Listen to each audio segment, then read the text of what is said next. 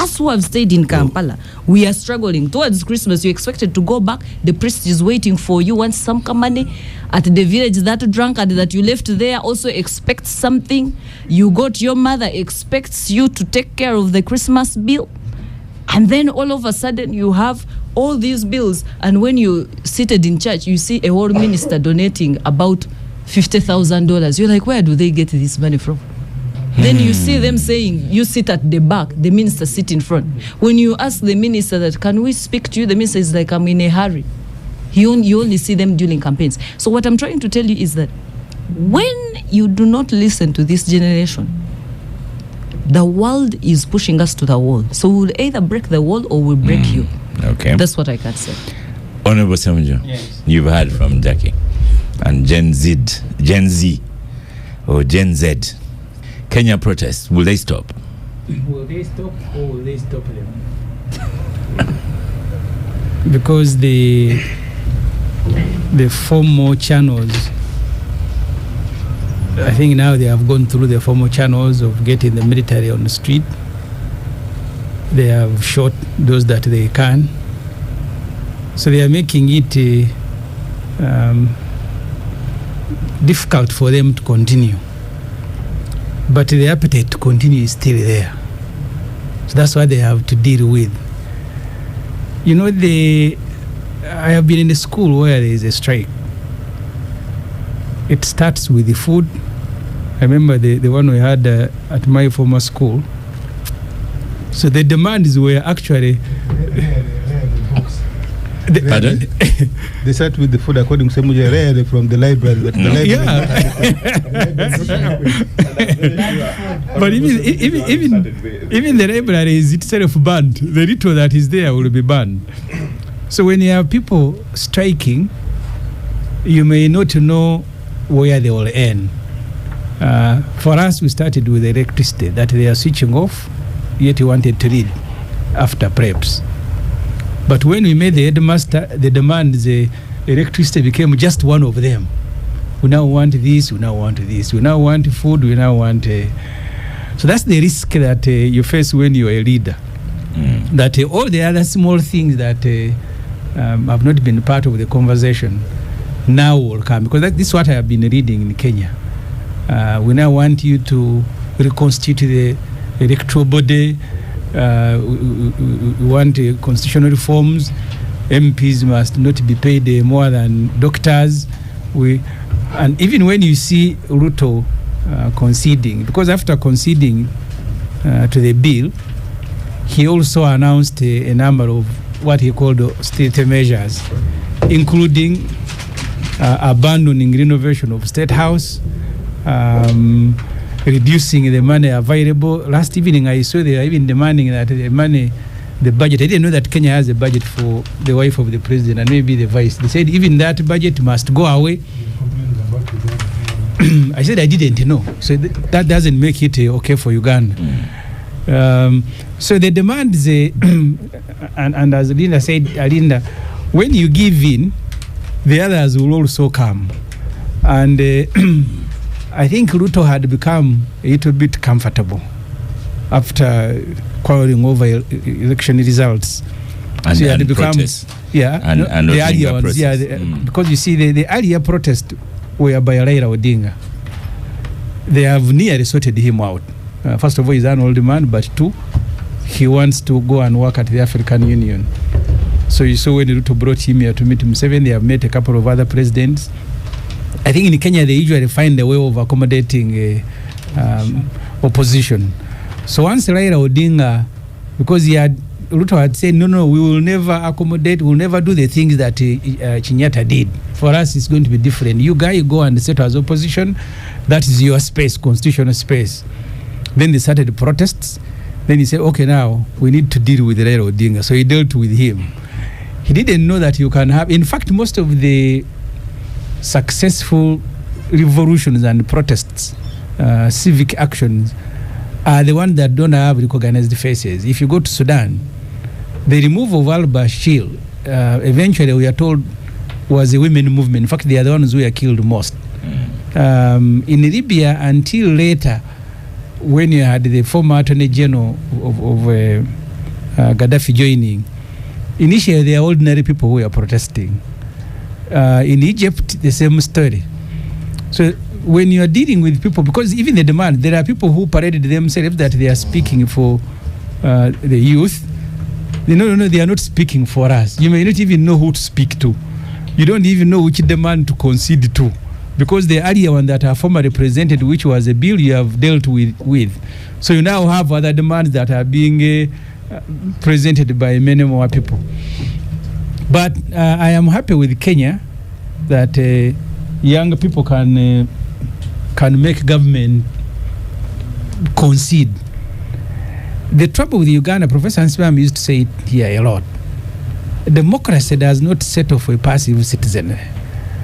The Ugandan population is different, maybe because of the circumstances that they face.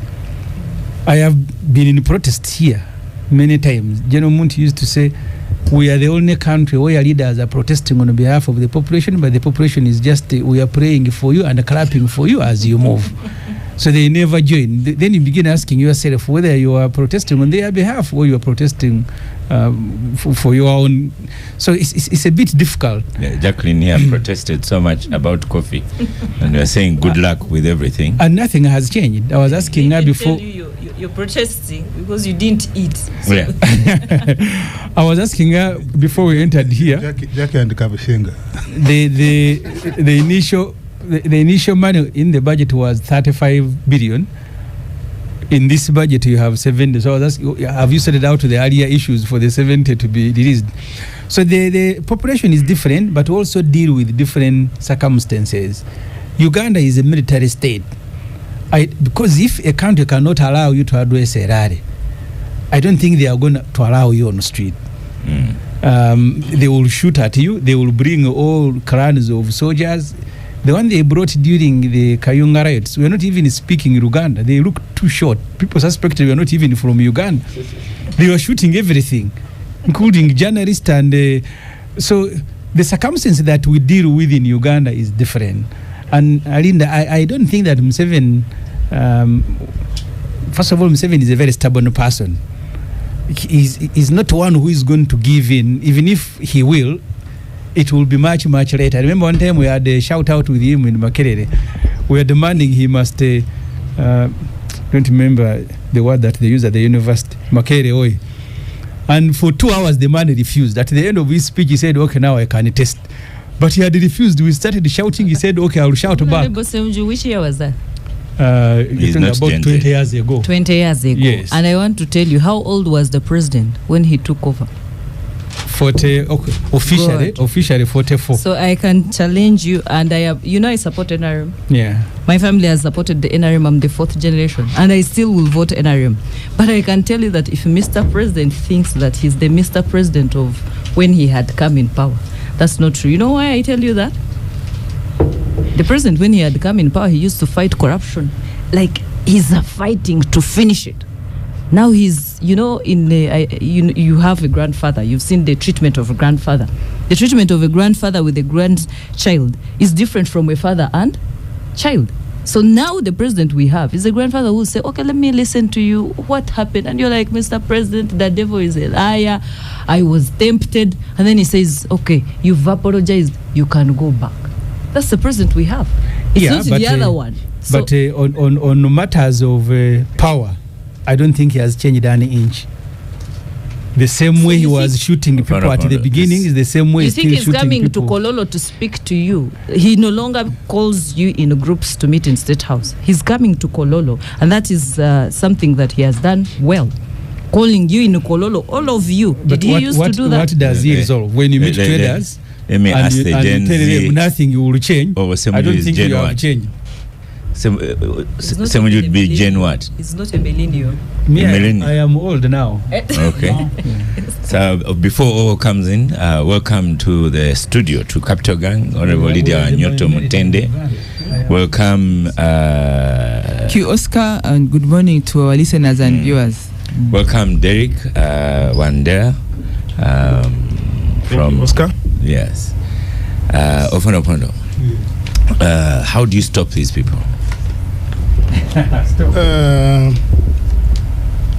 The other Saturday, I told you that after 26 years now in the gang, I need a casino and I go so that when the service award, so that when the jackies come, I'm not here. I listen from the big mango tree from Kapelebion, and I just come once in a while. But of course, times have changed in many respects around the world, but for Uganda in particular. We have had one political organization, NRM, generally under one leader, President Yoweri Museveni, who I must say, looking at where we are coming from, or where has led us well, very well, under the circumstances. No resources, completely broken down. He has led us well. I agree. And for that reason, many of us, I dare say 60% of the population, even the young ones, are still willing to give him the benefit of the doubt. And that's why, even when we are going through very big challenges, when he comes out, you see that he wants to actualize the solution he's giving, but we are willing to listen to him and give him time. So he has led us very, very well. Now, going forward, these 38 years, 40 years, the changes I was referring to, the demographics, the education, the democracy around the world and here, the technology, the liberalization, the privatization, all these have brought empowerment beyond the reach or curtailment of the state as we used to know it. There is very little the state can curtail using brute force. So the alternative for the leaders is actually to bend backwards, be flexible as you can. And you can see that President Museveni as an individual is very, very flexible. Unfortunately, a number of us who are around him in the leadership, because we are catapulted, I think, without adequate preparation, we tend to take our positions very seriously, and therefore we don't do the kind of things he does, particularly engaging with the people who disagree with us the way he does. Look at the ring of the leaders in government and NRM. How many of them can face people they disagree with strongly and have a discussion? You start from extreme ends and move and move and move. They tend to swat you away. You raise something and somebody swats you away. They cannot distinguish between a potential lie, a genuine complainant, and a aggrieved party. They think you don't like them because of the position they enjoy. They think you are sulking because you are not in their position. And so they are spoiling. They fear to enter an argument. They fear to enter an argument. Bring many of these people who have been complaining about, whether in parliament or in the executive, bring them here on the judiciary and say, come and debate with the public on the issues they are raising about your conduct. How many of them will dare come here to debate? They will either try to compromise you with money, they'll try to intimidate, they will try to blackmail. If you are not appointee, they will try to go to your appointing authority to try to get you off, and if you are making noise. And you have had them, for example, in my case, they themselves confessed. They said they went to him and they told them, no, with the phone, they deal with him the way he is. Because the president knows that I do a good job, most likely, and he knows I'm genuine. So there's no two about it, except to concede ground and proactively engage with, from informed point of view. Many of these things people are raising because of pent-up anger, cumulative issues. So there is usually just a spark. This finance bill in Kenya is simply a spark. This Agora discourse in our Ugandan public space now about parliament is just a spark. The fact that somebody sees that the leader in parliament or the leaders in parliament, the MPs, seem not to bother. But there are many things, people, if you solved the speaker came out today and makes accountability, they will ask something else because of cumulative issues, what Arenda has talked about. And so the leaders, particularly we who are now controlling the state, need to have proactive engagement with the flexibility. And so if we don't, how much will UPDF people shoot? How many people will the UPDF people shoot? How many will the police, and so on and so forth? You can barricade yourselves in that parliament. But if young people come and start uprooting the grills on the fence, the policeman, I mean, that gun, that magazine has 30 bullets.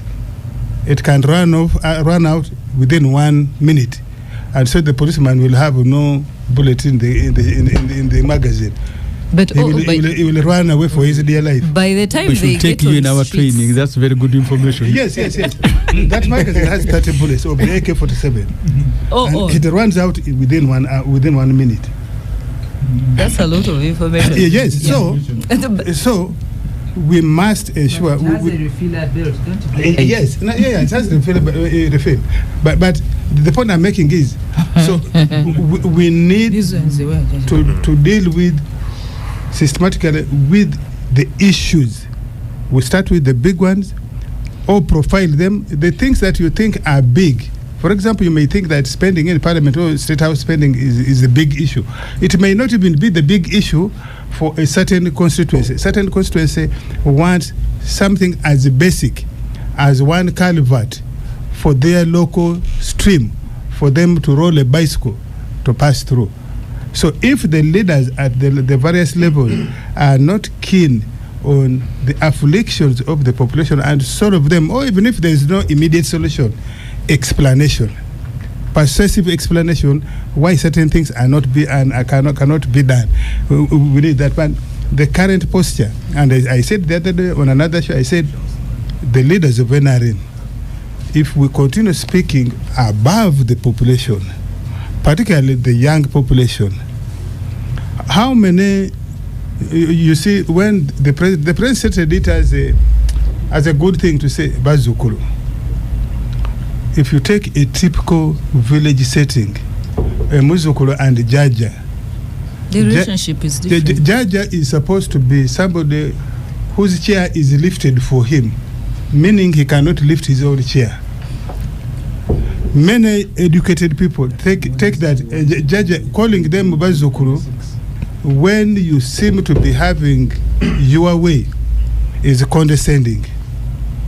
The other day I was listening to the Kenyans, that somebody says, my father or my parents are saying, you have a roof on your head, you have a fridge, the fridge is full of food, I pay your school fees, or you have come out of university, you still live with me in my house, you don't have bills, so why are you complaining? Then the boy said, no, Dad, for me I only want soccer boots. Don't tell me about the food you buy, about the fridge which is full. All I want is soccer boots. So now the Ugandan youth, somebody is saying, you say you have all the peace, but the fellow is saying, I have friends, virtual friends, who I interact with on Facebook. You have closed it. So don't tell me about the peace you're talking about. Don't tell me about the free education. Many of our children don't need free education. We who in this studio. So when you're talking about UPE, it is good for the majority of the Ugandan children, for the UPE to work. But the children who are mobilizing on the social media are not the children who you will caress with the success of UPE.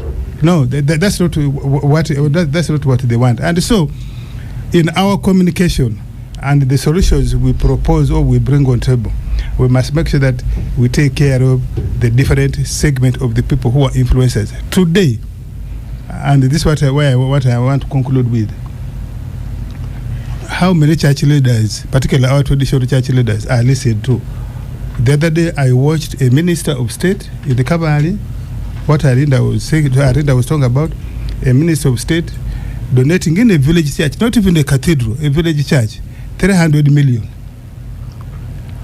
Do you think that church that church leader in that village church is influential anymore among the millennials and the Gen Zs. When we came on the street, I said the arendars are Gen Zs, but there's Gen X. Alpha. While the 8-year-old, 12-year-old, 14-year-old are not voters, they cannot even be agents of candidates, but they influence what determines the narrative in an election. How?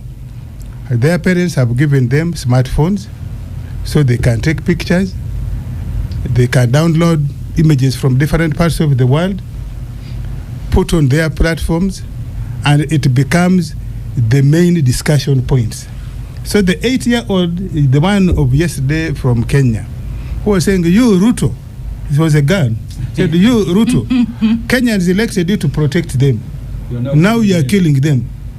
And you will not kill all of them. Okay, if you kill all of us, you will remain alone. Now, what do you think is the multiplication effect of that young girl on a Ugandan who thinks that the Ugandan state or the Kenyan state is not sensitive to what the people are complaining about, particularly governance issues? Because this child is not seeking to become an MP. She's not seeking to get a job. But she thinks that if this child is able to see that the state is unfair, how much else are the older people feeling? And so, the NRM people... I thought you were part of NRM. Huh? With the NRM people, I said say so. NRM people. No, I am one of the principal ideologues of the NRM, so I don't remove myself from it. But I think I am speaking from a certain vantage point. What you said, I was with the president when he came in '86. He was much younger, I was much younger. The 38 years we have lived, we have walked the journey together. I am able to see the shift, and I want to believe that the president sees this shift. Unfortunately, quite a big group of the people in the leadership of NRM and the country seem not to see. That's why there's this arrogance, show of opulence. If you ask these people who are showing opulence, what businesses do you do to have this kind of opulence, throwing it on people's face? What business do you do? Majority of them, the overwhelming majority of them, are people who are earning a salary from the public. Even if you have your own money, it is not easy for people to know that the money, the opulence you are showing, is not coming from their public purse. And we must be sensitive about that. And so, we are cooked. I've written many times, I said, NRM could be looking into the hole UPC is in, KANU is in, UNIP of Zambia is in, unless there is a radical change of direction in the way we do things in Uganda. Okay. This generation, they are educated, but because they do not have jobs to occupy offices in ACs and that, when you see them on streets, you think they have PhDs, my friend. You are going to be met by military. I said in all its form. Even the Kenyans you have seen, after the military is on the street, they have shot about 39. They have also relented a bit. Today I heard the government spokesman saying there are 13 who are dead. Yeah, there are more than that. So there is no way you're going to meet this violence by M7 on the street and you continue. All the tanks. In Kenya, you even need to go to court to apply to deploy military. The Kayunga Rights Fund in Makerere was chairing a presentation by late Professor Dan Navdere. In the first 10 minutes of the protest starting, SFC was in Makerere. 10 minutes. We had to abandon vehicles and walk out of Makerere. So it's not that Ugandans cannot protest. That I don't agree. They have actually protested before, but we are under a military rule. That's why you see the reason Ruto concedes. He complains against security. His deputy president is complaining against the security response. Here there will not be any complaint. They will be butchering everybody and carrying bodies in police patrols, taking them to Murago and stealing even the bodies from Murago. So Ugandans can protest. But in Kenya, you cannot leave Kakamega and go to Nairobi to stay with the relative one Ssemujju. No, you must stay a few days and go and hustle because the cost of living is so tight. Those people do not cook every day. They cook every Sunday and pack foodstuffs in the fridge because of energy costs. So every day you eat one pound of posho and some vegetable. Every day you remove from the fridge, warm and eat. And then they do not drive vehicles like these OOs do. People who have vehicles park them. They only drive end of month, and that's when they go for an outing for nyama choma.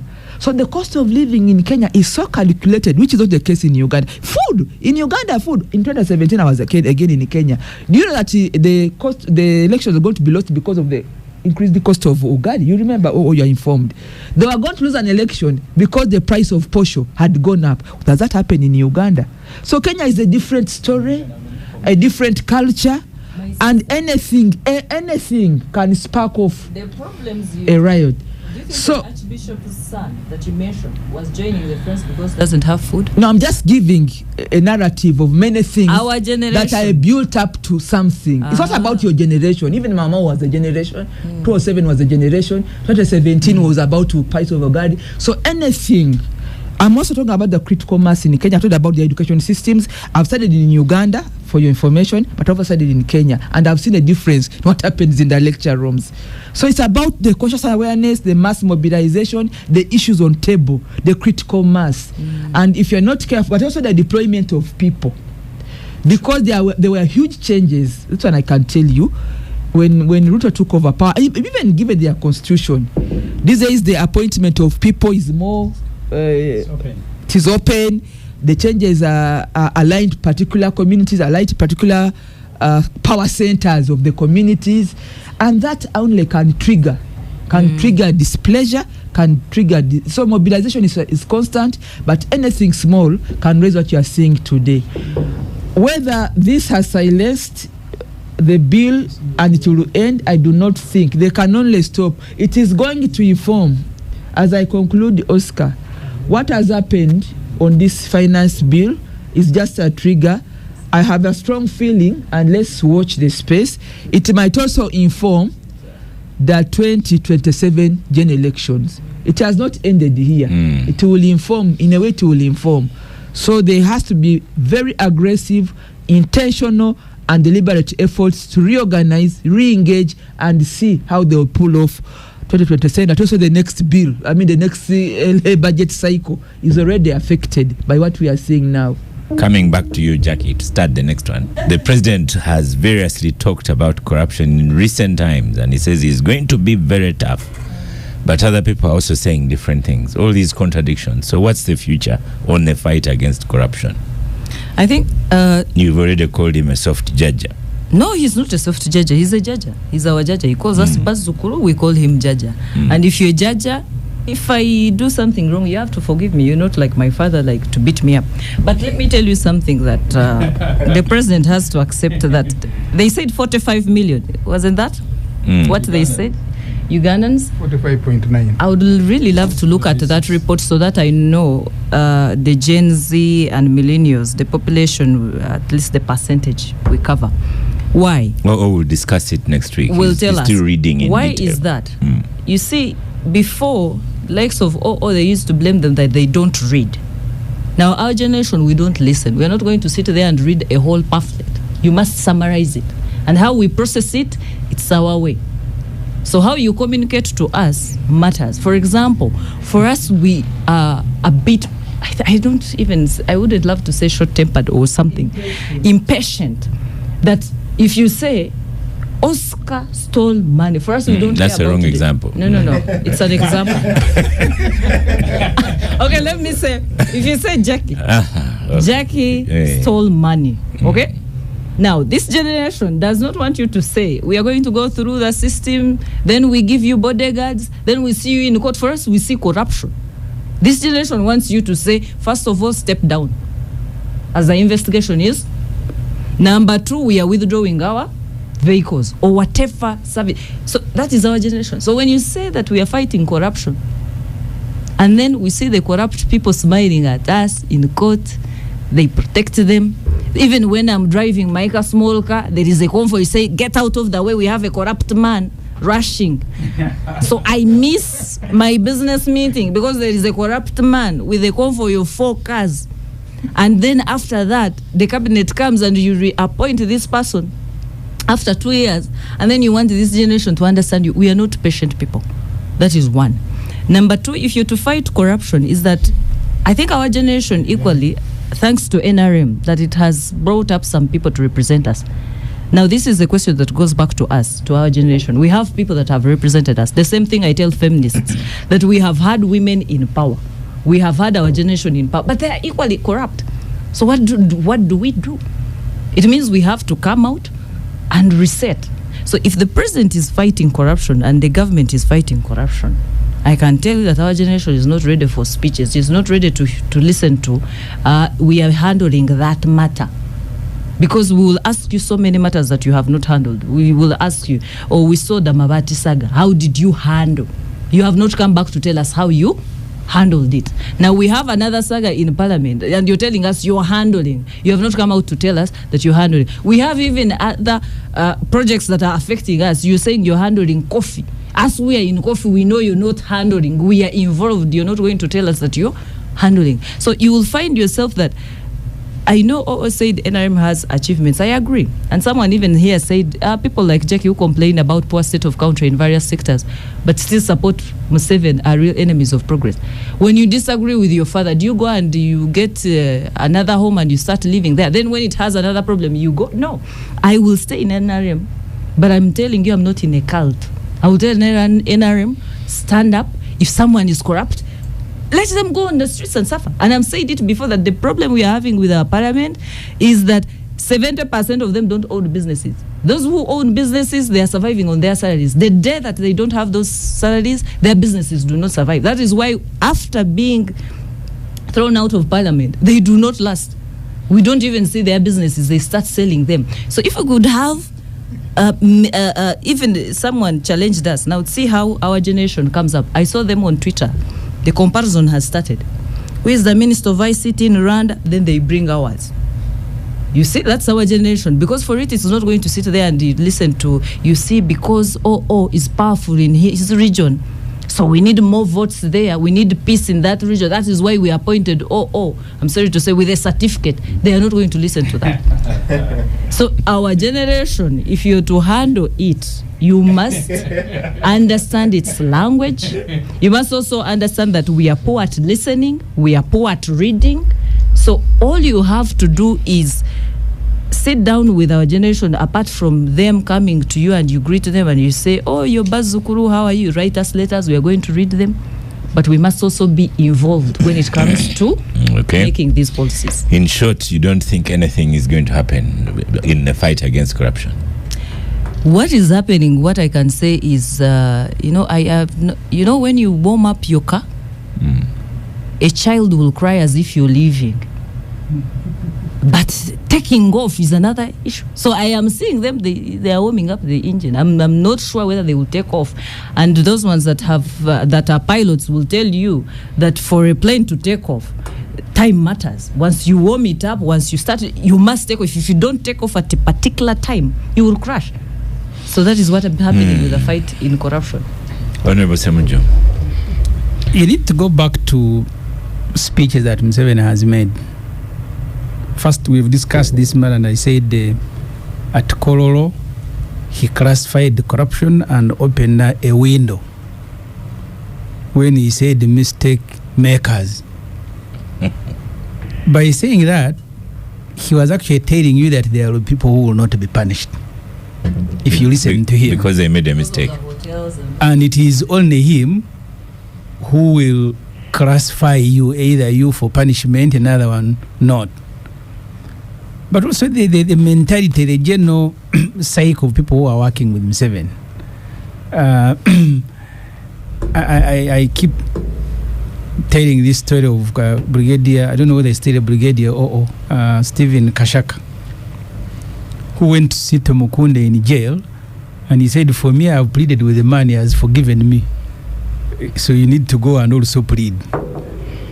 So someone who is in office corruptly and he says he wants to fight corruption. As I said on another show, maybe he need to be the first to walk into CID and prison. 2005, you bribe MPs to change the constitution for you to stay in power. 2017, you bribe MPs to stay in power.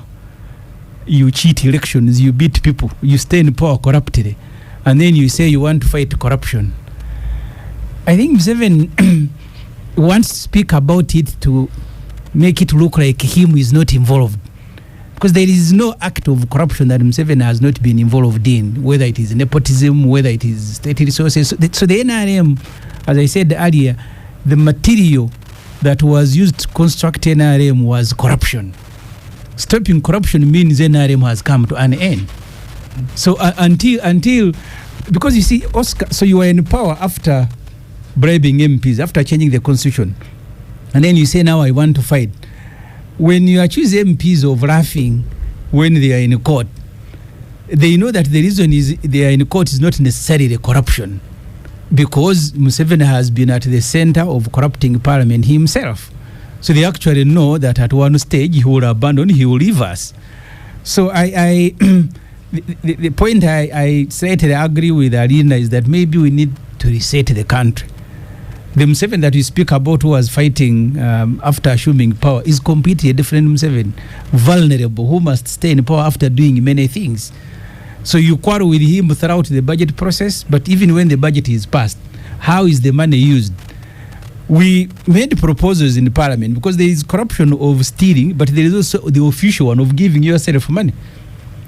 And I don't think Museveni will go and steal money, because he has given himself a lot through classified, through this and that. So when even the NRM itself, the one that Ofono Opondo speaks for, they are a party that is 100% financed by the state. So they are using state money to campaign against other smaller parties. So I am not one of those who believe that Museveni will change an inch. People who are stealing for themselves, those ones you can make a go at them, because he has not authorized them to go and steal. But the ones who are stealing either elections or money to do NRM work, those ones will be mistake makers. But if you steal for yourself, you will also be angry, because he has asked you to go and do work, and you steal part of the money meant to do the work. Maybe for me, Oscar, I think the motivation now are two. First, the economy is not functioning. You have a lot of debts to pay. You no longer have money, and I don't think Museveni will keep raising taxes in every budget. So we are in a squeeze as a country.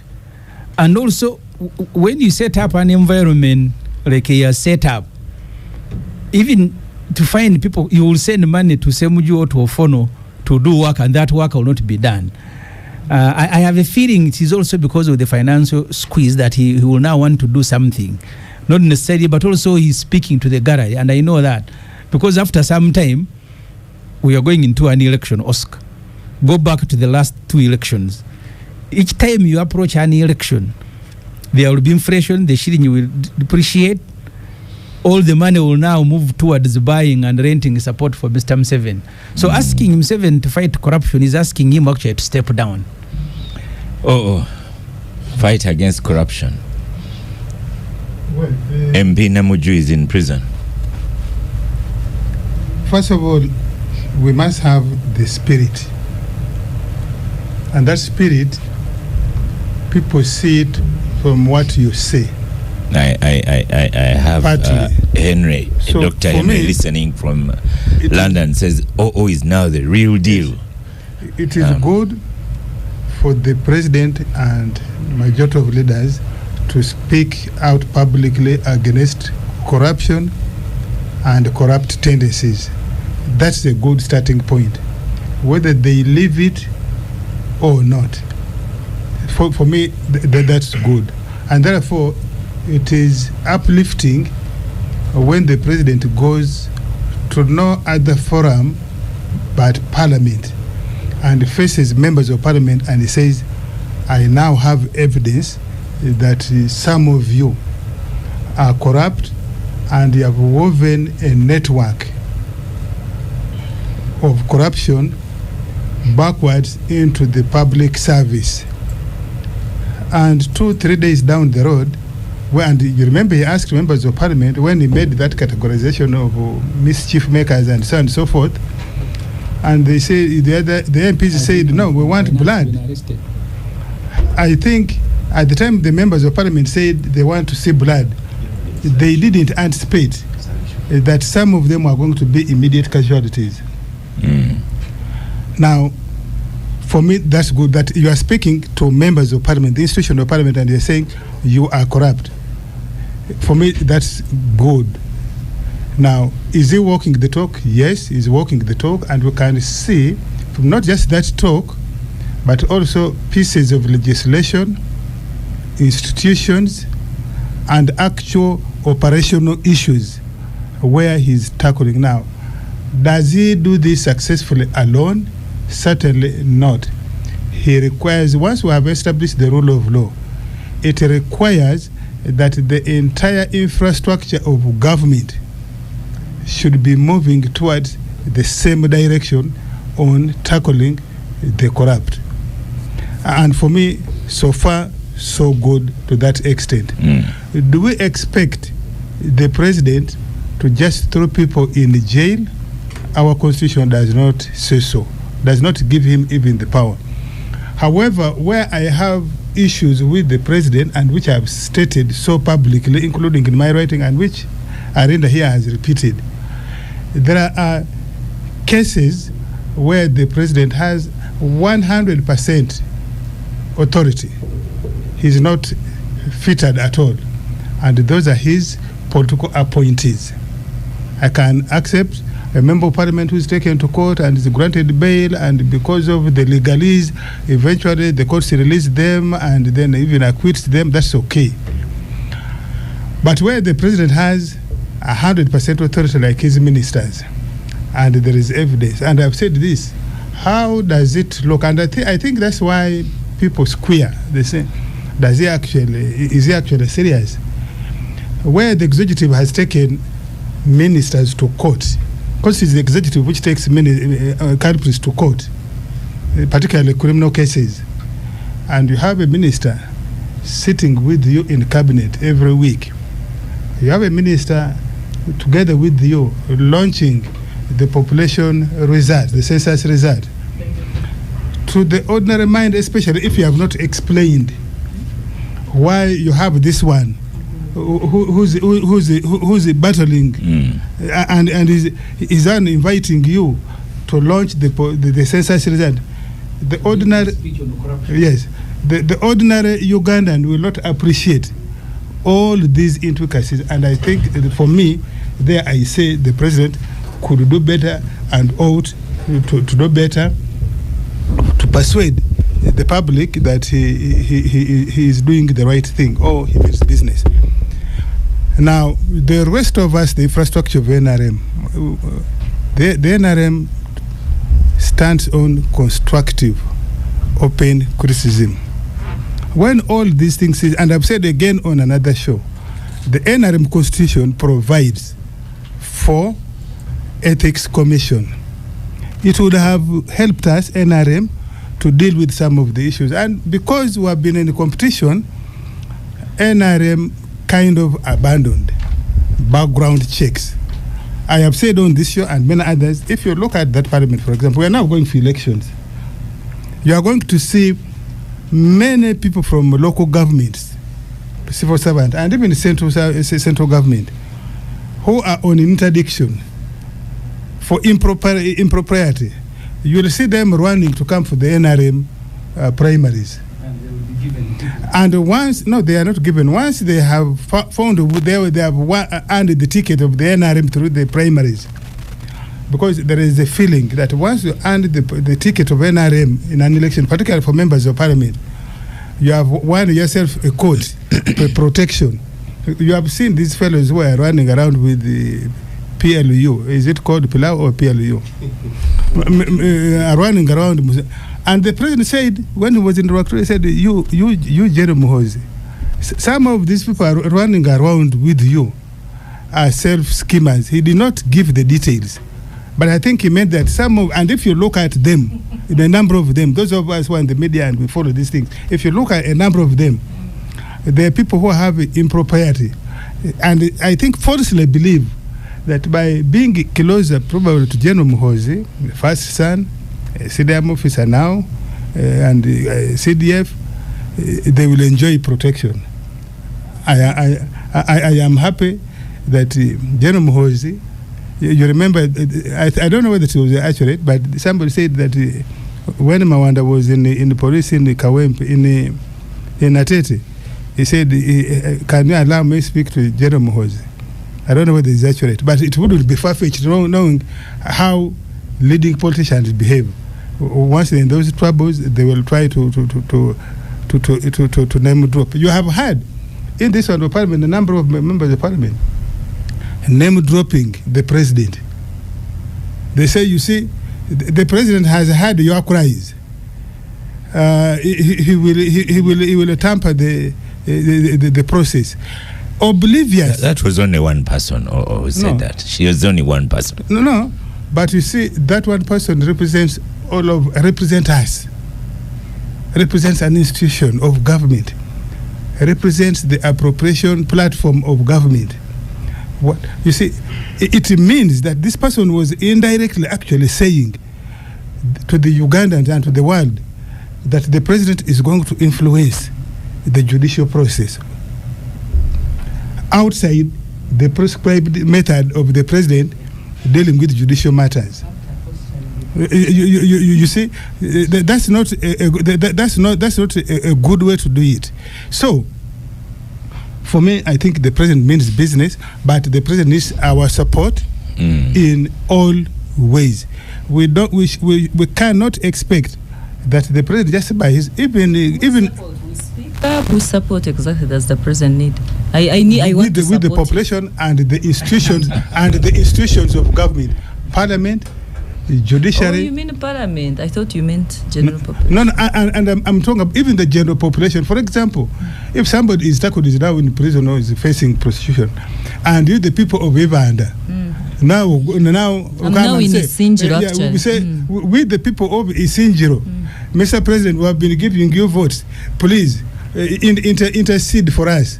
Our member of parliament is like this. I saw born again pastors of Igara. Most likely they are now seeking appointment. Yes, the president cannot refuse to meet them, but I expect that when he meets them, should he meet them, he will say, no, my pastor is from Igara. Leave that matter because it is before the court of law. Okay. And we do believe in the due process of our judicial system. That's what we expect. But we should not expect that the president alone. I mean, we are told Jesus is the all-powerful. How long has the Bible and Christianity been here? People still fornicate. Yes, people still fornicate. Now, to expect that the president can have power, yes, to expect that the president can have can be more powerful than the teaching of religion, I think maybe some detail is not so necessary. Yeah, we would be putting too much on a morning show. But also, supposing the president is compromised, that's why we must all be on the watch out and put our effort so that even if the president was to be compromised, nobody should take no corrupt person should take solace that they will be protected by the president.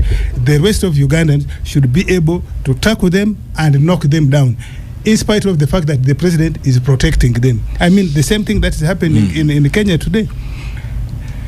Mr. Ruto has now sadly discovered that winning an election, being parted by Joe Biden and sitting on Joe Biden's chair cannot protect you from the anger, the wrath of your citizens. So they can invoke the name of the president.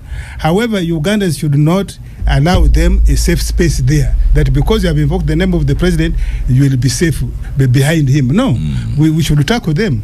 Nelson from Kazo district says, thanks for the show, but Ssemujju has no moral authority to talk about corruption because he seriously defends people like Mpuga and the speaker. I am not the one responsible for trying him. So the process can go on. I am not stopping the process. But when you are in charge of the process, So we must explain that. You have an And it's extra a one-off. responsibility. Honorable Ssemujju, as a member of parliament, you are in charge of the process of fighting corruption and abuse. In our rules, in fact, if you look at You the code of declare your conduct, conflict of where you have interest. a conflict of interest, you stay away. So, So for me, on issues of corruption, we are better off doing the preventive, because I do not think we even have capacity to recover what has been stolen. In fact, we are going to spend more money chasing.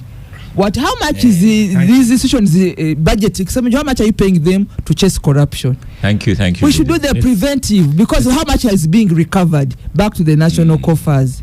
I told people in the constituency that they should never compare European and Americans to Uganda.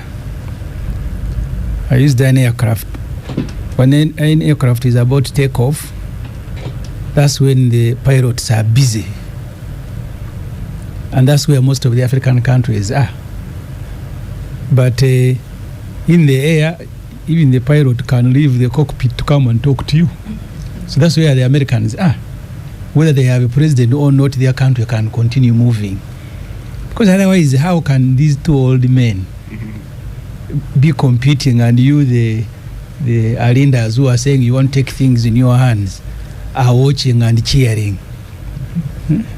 Sometimes, by the way, I get disappointed with young people. In Uganda, Oscar, the last census says 50% are under 17.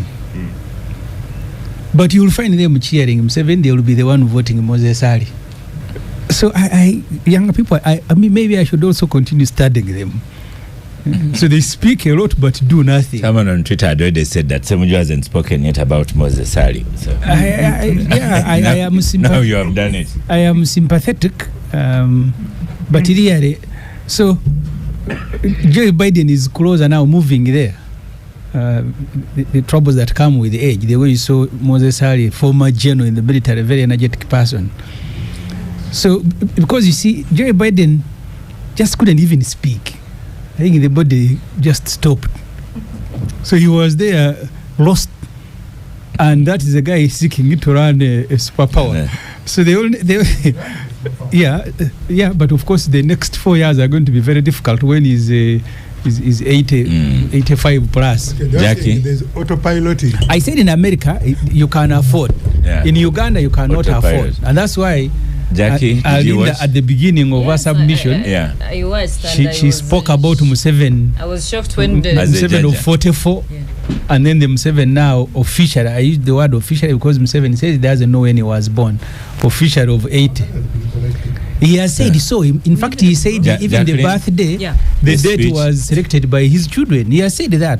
The fact remains that Honorable Ssemujju, Didn't we he are say not that? ready to lead. We are learning. If we rush to Parliament, we'll do what you people are doing. Some of the most members of Parliament came from journalism, and then they thought journalism is the same as leadership. So we see the mistakes they are making. So then we have also comedians. So Honorable Ssemujju, we are learning. We are learning. Once we get there, we shall lead.